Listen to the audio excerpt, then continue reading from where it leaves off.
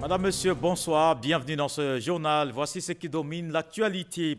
Une visite d'État du président de la République dans le Nzi aux nombreuses retombées dans différents secteurs. Le monde agricole de la région reçoit le soutien du gouvernement des dons offerts aux agriculteurs. Le ministre Kobena Kwasi Adjoumani rassure les producteurs. Tout sera mis en œuvre pour leur bien-être.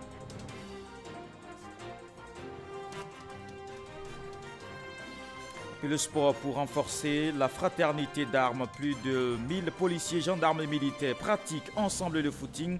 Les hommes ont tenu à appeler à la cohésion dans leur rang. C'est le message lancé par le ministre de l'État, Maître Bakayoko, et le ministre de la Sécurité, le général Diomande Vagondo. Et puis la couverture maladie universelle entre dans sa phase active. Les prestations démarrent. Le 1er octobre, en 1800 agents d'accueil reçoivent leur diplôme. Ils s'engagent à contribuer à la réussite de cette initiative de portée sociale du gouvernement. Une région, le Nzi, 3 départements, Kwasi, Kro, Bokanda et Dimbokro, 4 jours de communion avec les populations.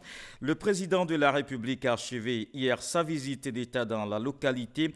Des acquis en matière de développement dans tous les secteurs, routes, électricité et eau, des chantiers en cours et d'autres à venir. Le chef de l'État a pris cet engagement. Le Nzi sort de sa léthargie.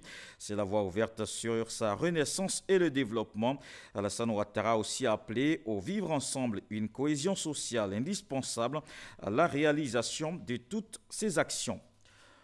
Ce qui permet donc aux Nzi de retrouver le chemin du développement, une zone aux atouts agricoles énormes, ancienne boucle du cacao. Elle peut compter avec l'engagement du gouvernement. Le ministre de l'Agriculture et du Développement rural rencontre la communauté agricole de cette région, Kobena Kwasi Adjoumani, indique que tout sera mis en œuvre pour retrouver ce passé glorieux. Kader Sogodogo. Kobena Kwasi Adjoumani, ministre de l'Agriculture et du Développement rural, reçu par la communauté agricole de la région du Nzi. À l'ordre du jour, la relance agricole dans cette région. Le président de la République accorde une importance capitale aux agriculteurs de Côte d'Ivoire. C'est pour cela qu'il nous a demandé de venir vous servir et nous sommes prêts à le faire. Désormais, votre pied, notre pied, pour développer l'agriculture en Côte d'Ivoire. Nous allons vous accompagner et nous sommes prêts à le faire. Face aux producteurs, aux coopératives et aux unités industrielles agricoles, le ministre nourrit l'espoir de voir cette partie du pays reprendre sa place dans le paysage agricole. Depuis Dimbokro, Kobena Kwasi Adjoumani donne rendez-vous au prochain Sahara à tous les acteurs du secteur agricole. Cette année, il y aura le salon de l'agriculture. Le président de la République, son Excellence M. Alassane Ouattara, et son Premier ministre Amadougon Koulibaly vous réservent une agréable surprise. Vous avez fait des doléances, mais je crois qu'à ce salon, le président va dire un mot salvateur, un mot qui va vraiment vous permettre d'être heureux à jamais parce que les actes qu'il va poser, le président, ce sont des actes en faveur du développement de l'agriculture de Côte d'Ivoire. 5 tricycles, 1000 bottes, 1000 machettes, 1000 arrosoirs, 50 pulvérisateurs, etc. Un important don du président de la République Alassane Ouattara, qui était en visite d'État dans la région, a été remis aux agriculteurs par le ministre Kobena Kwasi Adjoumani. Et le pari du développement est gagné dans la région. Ce sont 74 milliards de francs CFA qui seront investis dans le Nzi. Annonce faite par le président de la République. Plusieurs travaux de bitumage et de reprofilage du réseau routier initiés. Le ministre de l'Équipement rassure, ce sont des chantiers qui vont se poursuivre. Il est d'ailleurs allé visiter les travaux. On retrouve Kader Sogodogo. Les visites d'État initiées à travers la Côte d'Ivoire sont une occasion pour le gouvernement de satisfaire les attentes des populations en termes de réseaux routiers. Bitumage, ouverture de routes et reprofilage lourd permettent ainsi de désenclaver de nombreuses localités. Dans le cas du Nzi, les choses ont démarré. Nous avons constaté que les routes étaient complètement fermées. Kwasi est une préfecture qui n'était pas accessible, mais grâce au chef de l'État et à M. le Premier ministre, cette route va être donc traitée. Vous saviez que pour quitter Bokanda, pour arriver à Dimbokro, il n'y a que 62 km. On mettait environ 1h30. Mais aujourd'hui, on n'a pas encore traité entièrement la route, mais on met en moyenne 30 minutes. Donc il y a eu des améliorations. La fin de la visite d'État ne saurait mettre fin aux travaux entamés. Les travaux vont se poursuivre, toutes les pistes qui vont dans les villages vont continuer à être entretenues. Et vraiment, nous sommes très heureux que le président visite la région du Nzi. Il faut noter que c'est une région qui était quand même beaucoup en retard. Mais le chef de l'État a pris des engagements et nous sommes très très heureux pour nos parents qui vont donc enfin accéder donc, au bonheur. Le chef de l'État a annoncé le bitumage des axes Dimbokro-Bokanda-Ananda et Bokanda-Kwasi-Kwasi-Kro. Toutes choses qui sont faites pour satisfaire les attentes des populations. Le président a mis en place un fonds d'investissement de 114 milliards. Il y a des axes routiers qui vont être bitumés. L'activité économique va être vraiment accélérée et l'émergence va partir du cœur du Nzi. Au niveau du budget de la région, malgré notre bonne volonté, nous ne pouvons pas faire ce qui est fait en moins d'une semaine dans toute la région. Et donc, en plus de cela, il annonce d'autres réalisations. Et donc, je ne peux qu'être un homme comblé et heureux pour mes parents. Ne dit-on pas que la route précède le développement? De bonnes heures attendent certainement la région du Nzi. Justement, de bonnes heures dont les couleurs sont déjà visibles avec l'arrivée du chef de l'État. Toujours dans le domaine des infrastructures, les attentes des populations comblées. Le pont du Nzi, un autre vœu cher. Cette passerelle était à l'époque conçue que pour le passage du train. Le pont sur le feu va relier deux départements, Bateau via Tiemelekro et Agboville. Une nécessité dont nous parle Eugène Atoubé. Sur la même moto, 3 compagnons de route. Ils retournent à Tiemelekro après avoir ensemble assisté à Dimbokro au meeting du président Alassane Ouattara. Tous ont grand espoir qu'au nombre des projets structurants à venir dont Dimbokro va bénéficier figure le pont sur le fleuve Nzi. Ici c'est en cours par rapport à l'autre coin. Là on voit c'est 33 km. Ça c'est au moins 20 km. Donc ça fait 10 km de moins. Un pont vraiment, voilà, ça va nous faciliter à envoyer nos produits sur le marché de Dimbokro.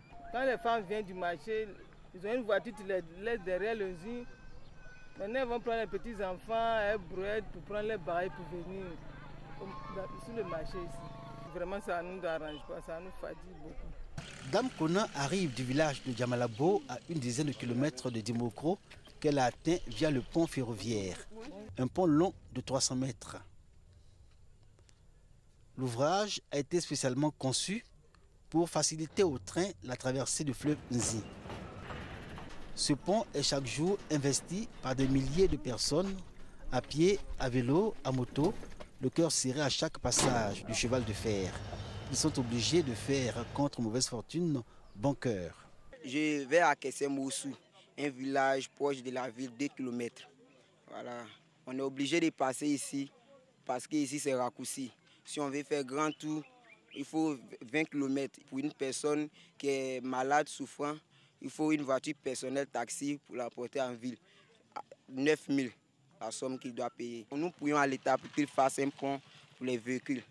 Du pont à Feteasso, 10 km. De la voie de Bongano à Feteasso, 25 km. Voilà que je gagne en temps en passant par le pont. De l'autre côté du fleuve, Nzi, qui offre à découvrir tout le mal que continue de lui faire subir l'activité des orpailleurs clandestins, est résumé dans sa couleur ocre l'absence de pêcheurs par crainte des effets nocifs du cyanure et du mercure sur la consommation du poisson qui en sort. Plusieurs villages y sont établis. Feteassou, Djamalabo, Telebo, Salia, Akessemouessou et Bimolossou. Tous si près de Dimbokro par le passage sur le pont ferroviaire, mais long à atteindre parce qu'il faut faire un long détour en voiture pour arriver dans la cité du bonheur partagé. Le plus court chemin, c'est par le pont. Mais malheureusement, depuis l'Antiquité, le véhicule ne peut pas passer. Le président est venu, il a fait des promesses et quand lui il dit, il fait. Avec ce pont, nous allons pouvoir aller très facilement vers nos villages de la commune qui sont autour, au bord du fleuve. Et aussi, ça va permettre de créer une voie entre Dimbokro, Tiemelekro, Anoumamba, Séchi, Rubino, Aboville et puis ensuite Abidjan. Un pont sur le fleuve Nzi, selon les cadres élus, soutenus par la population, est d'une importance stratégique pour Dimbokro et va permettre à la ville d'autres ouvertures pour booster son économie, mais surtout favoriser l'exploitation de cette partie outre-fleuve, à tout le potentiel touristique à valoriser pour faire de Dimbokro une destination touristique, élément de relèvement économique d'une localité à la recherche de sa gloire perdue. La savane avec l'Unzi, ça me fait plaisir. Pour moi, c'est un lieu touristique pour montrer à mes amis que je suis venu à Dimbokro vraiment pour visiter le pont. Derrière le Nzi aujourd'hui, ce que nous voulons, c'est de créer des espaces de jeux, des restaurants au bord du fleuve Nzi pour que ceux qui quittent à l'extérieur puissent découvrir le Nzi, puissent voir le beau cadre. Il y a la forêt qui est un parc d'attraction aussi. Si le pont pour véhicules sur le fleuve Nzi est objet de toutes les attentes, il constitue aussi un vœu légitime pour la population vu les signes de fatigue que le passage sur le pont ferroviaire présente aujourd'hui. Pour autant, l'ouvrage reste beauté et fascination de par sa conception et sa structure et peut compter comme élément touristique majeur à inscrire dans un circuit local à Dimbokro. Et cette visite d'État en elle-même était une occasion voulue pour impulser la renaissance de la région du Nzi. Et elle a pris fin hier avec des actions concrètes posées par le chef de l'État. Ici à Abidjan, des messages forts lancés par les autorités du secteur de la défense et de la sécurité. Un appel au raffermissement de la fraternité d'armes, une matinée sportive organisée. Facteur de rassemblement, les militaires, policiers et gendarmes ont ensemble parcouru des kilomètres. Le point avec Herman Guivet.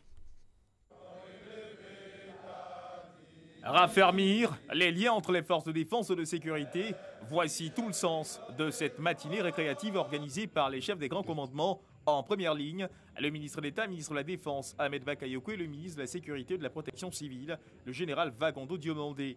Une matinée récréative entamée sur la place d'armes du camp Gallieni. Un millier de militaires, gendarmes et policiers accompagnés de corps paramilitaires, tous en tenue de sport pour l'occasion. Un moment que la hiérarchie militaire a placé sous le signe de l'unité et de la fraternité d'armes. Chaque fois que nous montrerons à ceux qui sont en face de nous, que nous montrerons une faiblesse ou une faille à ceux qui sont en face de nous, ils en profiteront. Plus jamais ça. Les gars, plus jamais ça. Montrons à la Côte d'Ivoire ce qu'elle attend de nous. Des forces de défense et de sécurité unies, chacun dans son rôle, chacun dans sa spécificité. Monsieur le ministre d'État, je voudrais vous remercier pour votre sens de la patrie et saluer ce matin l'initiative qui traduit à n'en point douter que les forces de défense et de sécurité n'ont jamais perdu de vue le fondement de notre devise nationale, devise qui contient cette notion d'union. Union qui fait la force de notre beau pays. Pour le ministre d'État, ministre de la Défense, Ahmed Bakayoko, l'esprit de famille doit demeurer le socle au sein des forces armées de Côte d'Ivoire. Est-ce que vous êtes une famille? Je veux que vous puissiez oublier vite ce qui s'est passé pour vous rassembler. Soyez une famille. Vous voyez, dès qu'on dit qu'il y a des problèmes, les ennemis ne sont pas loin. Votre métier a quelque chose de commun que aucun autre métier n'a. Votre métier est dangereux. Il est dangereux. Donc il faut que vous soyez ensemble. Il y a des moments, il peut y avoir des situations. Mais très vite, on se retrouve. C'est pourquoi je veux vous féliciter, les grands commandements. Puis très vite, on fait ce qu'il fallait faire. Vous n'avez pas une tournée où vous parlez, où vous calmez. Et aujourd'hui, nous, les ministres, sommes venus à ce moment de cohésion pour également renforcer ce qu'ils vous ont dit. Il n'y a rien de mieux que l'entente. Celui qui vous dit le contraire, il vous a menti. Environ 1250 frères d'armes lancés dans les rues d'Abidjan pour un cross populaire de la mairie d'Adjamé au Forum des marchés, de la Bibliothèque nationale au Musée des civilisations pour s'achever à la place d'armes avec des chants s'inscrivant dans un registre purement militaire. Match de gala, puis petit déjeuner offert aux 1250 participants, le tout dans une ambiance festive conduite par l'orchestre des Forces armées de Côte d'Ivoire. C'est également dans une belle orchestration que se déroule la mise en œuvre du programme social du gouvernement. La couverture maladie universelle démarre le 1er octobre avec le début des prestations. Les 1800 agents d'accueil recrutés ont reçu hier leur diplôme. Ils seront déployés dans les centres de santé. Ils entendent relever le défi, nous indique Serge Collia. Ils sont 1800 jeunes à bénéficier d'un premier emploi dans le cadre de la CMU, la couverture maladie universelle. Recrutés et formés par l'agence Emploi Jeunes, ces nouveaux travailleurs constituent la première promotion des agents d'accueil de la CMU. Maître Adama Kamara, conseiller spécial du Premier ministre, les engage à être consciencieux et professionnels conformément à la vision commune du chef du gouvernement et du président de la République, Alassane Ouattara. Le Premier ministre me charge de vous dire que le premier contact de ceux qui sont appelés à être soignés dans le cadre de la couverture maladie universelle, c'est vous. Je voudrais que de par votre comportement, celui qui a changé votre vie puisse encore changer la vie de d'autres jeunes. Ces 1800 agents d'accueil qui ont reçu leur diplôme ont pour mission de faciliter la prise en charge des assurés. Ils se disent fiers et prêts à relever le défi. Tous mobilisés pour la tâche que nous a confiée le président de la République avec toutes ses autorités. Et c'est un commando qu'il a mis sur le terrain. Pour le ministre de la Promotion de la Jeunesse et de l'Emploi des Jeunes, la CMU et le recrutement de ses agents s'inscrit dans la droite ligne de la politique sociale du gouvernement. La priorité des priorités, c'est l'insertion professionnelle des jeunes dans notre pays. Le Premier ministre nous a donné des instructions claires et fermes. 1,5 million de jeunes dans notre pays doivent voir leur vie changer d'ici l'année prochaine. Le ministre de la Santé et de l'Hygiène publique note pour sa part que la CMU rentre dans sa phase active avec l'intégration de ses agents d'accueil dans les établissements et services médicaux agréés. Nous sommes ici aujourd'hui par la volonté politique, par la vision de son Excellence Alassane Ouattara, président de la République de Côte d'Ivoire. Oui, c'est à lui que nous devons l'avènement de la couverture maladie universelle. Je compte énormément sur votre capacité. Un bon agent d'accueil, c'est celui qui est à l'écoute. Selon Karim Bamba, directeur général de la CENAM, la Caisse nationale d'assurance maladie, à partir du 1er octobre, les populations enrôlées ainsi que les travailleurs du public et du privé prélevés à la source depuis juillet 2019 auront droit à toutes les prestations. Pour permettre le recrutement de milliers d'autres agents d'accueil de la CMU, une convention a été signée entre le ministère de la Santé et celui de la Promotion de la Jeunesse et de l'Emploi des Jeunes. Toutes ces initiatives du gouvernement pour une population en bonne santé, mais cela passe aussi par la pratique du sport. C'est le message lancé hier lors de la célébration de la Journée mondiale du cœur, des exercices physiques réguliers qui éliminent les matières grasses, car il faut se mettre à l'abri, par exemple, de l'AVC. Le reportage de Walter Amadou Ouattara. Romuald Irosi est victime de l'AVC, accident vasculaire cérébral. 15 années après son malaise, il se souvient de sa vie avant l'AVC et sensibilise ses concitoyens. J'ai eu mon accident quand j'ai eu 33 ans et demi. J'ai fait 1 mois dans le coma et je suis revenu à la vie. Vous voyez que moi-même pour parler là c'est difficile, alors qu'avant je parlais bien. Ce qui est venu là, je ne veux pas que quelqu'un d'autre va avoir ça. Il faut éviter de manger gras. Il ne faut pas boire, il ne faut pas fumer. Il faut faire du sport. Pour prévenir les risques d'AVC, la communauté internationale accorde une place de choix à la sensibilisation. La Journée mondiale du cœur est une parfaite illustration. Chaque année, le 28 septembre est dédié à la commémoration de cette journée. En Côte d'Ivoire, la commune de Yopougon a accueilli la célébration officielle. Cette cérémonie placée sous le thème « Les enfants, les adolescents et les maladies cardiovasculaires » a bénéficié de l'appui du ministère de la Santé et de l'Hygiène publique ainsi que du soutien de l'OMS.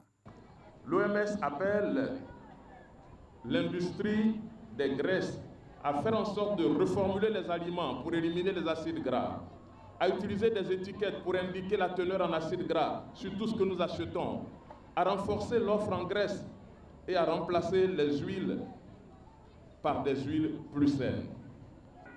Les maladies cardiovasculaires sont la première cause de mortalité dans le monde.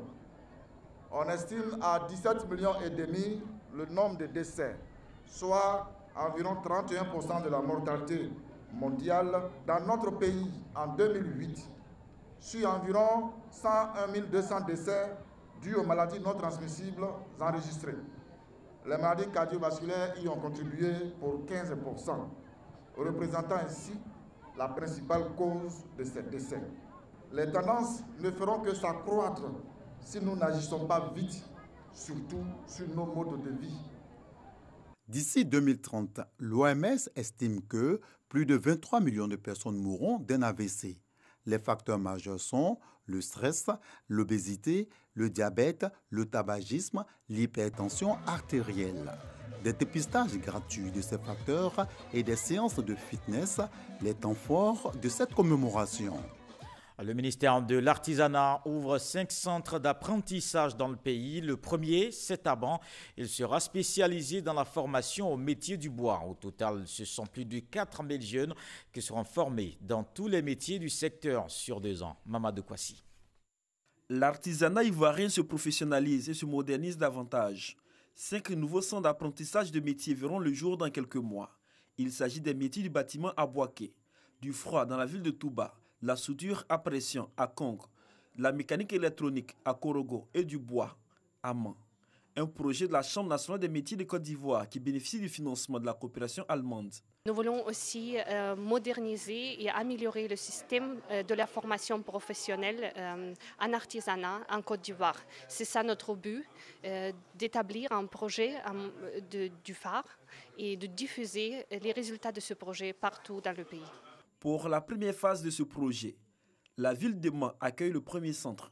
Il s'agit du centre de métier de bois qui va accueillir 1104 apprenants. Mais avant son ouverture, un séminaire se tient à Grand Bassam pour planifier les attentes. Occasion pour le ministre de l'Artisanat, Siriki Konaté, de rassurer les jeunes Ivoiriens. Le modèle que nous voulons est simple. Nous voulons donc dire qu'il faut maintenant qu'on construise dans 6 régions de Côte d'Ivoire des centres de métiers et d'apprentissage destinés au secteur de l'artisanat. Donc sur le même site, vous avez des jeunes que nous allons recruter. Vous avez des maîtres artisans qui seront là pour former ces jeunes sur du matériel standard international et nous les installons. La rencontre de Grand Bassam réunit les ministères techniques de formation et les différents corps de métiers retenus. D'un coût de 5 milliards de francs CFA, ce projet va toucher 4200 jeunes Ivoiriens sur une période de 3 ans. Vous le savez, la saison des pluies continue. Les autorités appellent à la vigilance. Les sites à risque à éviter. Daouda Konaté, le directeur de la météorologie nationale, était l'invité du magazine du dimanche avec Hamza Diaby. Il s'est prononcé sur la saison actuelle et les prévisions. Je vous propose de l'écouter. Nous rentrons dans une période de petite saison des pluies. Donc, elle devrait commencer théoriquement début septembre. Début septembre. Mais il y a eu un léger retard d'environ 1 mois sur cette saison-là. Donc, nous sommes en plein dans la petite saison des pluies qui devrait durer théoriquement 2 mois. Donc, jusqu'à mi-octobre à peu près. Mi-octobre à peu près. Je dis théoriquement parce qu'avec les différentes variations climatiques, on a souvent des décalages. Donc, mais théoriquement, il devrait durer 2 mois au niveau de la petite saison des pluies. Est-ce qu'il y a risque de pluie comme l'an dernier, risque d'inondation? Non, en fait, la situation l'an dernier est une situation assez exceptionnelle. D'accord. Exceptionnelle du fait que nous avons eu en 2 jours ce qui aurait dû tomber en 2 mois. Par exemple, à Cocody, nous avons eu 302 mm de pluie qui s'est déjà passé il y a environ seulement 30 ans en arrière. Donc c'est une situation en assez 1983, je crois, 36 ans. 36 ans environ. Merci. Donc c'est une situation assez exceptionnelle. Mais ce qu'il faut dire, cette année, les pluies sont assez régulières dans le temps. Sur 3 mois, on espère que pendant les 2 mois des saisons des pluies, des petites saisons des pluies, elles seront encore régulières. Donc la probabilité est très faible pour avoir la même situation que l'an dernier. La Côte d'Ivoire au pied du podium des 17e championnats du monde d'athlétisme à Doha au Qatar. Marie-Josée Talou décroche la médaille de bronze aux 100 mètres dames. La sprinteuse ivoirienne arrive 3e de la course avec un chrono de 10,90. Quant à Muriel Auré, elle termine 5e. Et puis au Sénégal, Khalifa Sall est libre. Le président Macky Sall a gracié le maire de Dakar. Il aura purgé près de la moitié de sa peine de 5 ans pour escroquerie sur des deniers publics. Le reste de l'actualité internationale, c'était un résumé de la semaine dans le 7 sur 7. Ahmed Traoré, Herman Guivet.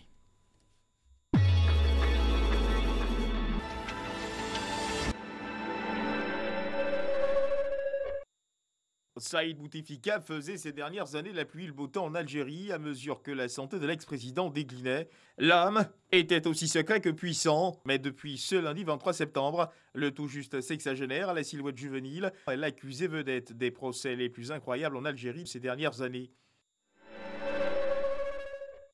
Ce mardi 24 septembre, les juges de la Cour suprême britannique ont jugé illégale la décision du Premier ministre Boris Johnson de suspendre le Parlement par prorogation pendant 5 semaines. Les juges ont suivi l'argumentaire des adversaires du chef du gouvernement qui l'accusait d'avoir suspendu le Parlement pour museler l'opposition et sortir le Royaume-Uni de l'Union européenne le 31 octobre, même sans accord. Le président iranien Hassan Rouhani a déclaré ce mercredi 25 septembre à l'ONU que l'Iran ne négocierait pas avec les États-Unis tant qu'il imposerait des sanctions contre Téhéran. Le président iranien, dont le discours était très attendu à New York pour faire retomber la tension qui est à son comble entre Téhéran et Washington, a dit ne pas croire à la sincérité de la volonté de dialogue américain. Jacques Chirac, l'ancien président français, est décédé à l'âge de 86 ans jeudi dernier. Il avait présidé aux destinées de 60 millions de Français de 1995 à 2007. Jacques Chirac s'en est donc allé, très affaibli ces dernières années par des maladies. Le 5e président de la 5e République est décédé ce jeudi, comme a annoncé sa famille. Dès l'annonce de la nouvelle, l'Assemblée nationale française a observé 1 minute de silence. John Bercow, le président de la Chambre des communes britannique, a dénoncé l'usage d'un langage toxique au Parlement. Au milieu des vociférations des deux camps, le Premier ministre a accusé une quinzaine de fois les membres de l'opposition d'avoir voté une loi de capitulation, l'obligeant à demander un report du Brexit à l'Union européenne. Lundi 28 septembre 2009, samedi 28 septembre 2019, cela fait 10 ans que les exactions ont été commises sur des manifestants qui s'étaient réunis au stade du 28 septembre de Conakry pour défendre leurs droits. Ce samedi 28 septembre, les victimes de ce massacre ont commémoré le 10e anniversaire de cette date. Cette commémoration a connu la participation de plusieurs institutions de défense des droits de l'homme.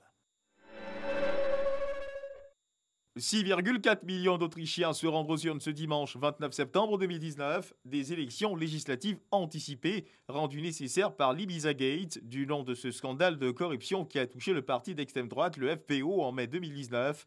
Au regard des intentions de vote, le candidat Sebastian Kurz est aujourd'hui assuré d'emporter ce scrutin législatif qui renouvellera 183 députés de la Chambre basse du Parlement.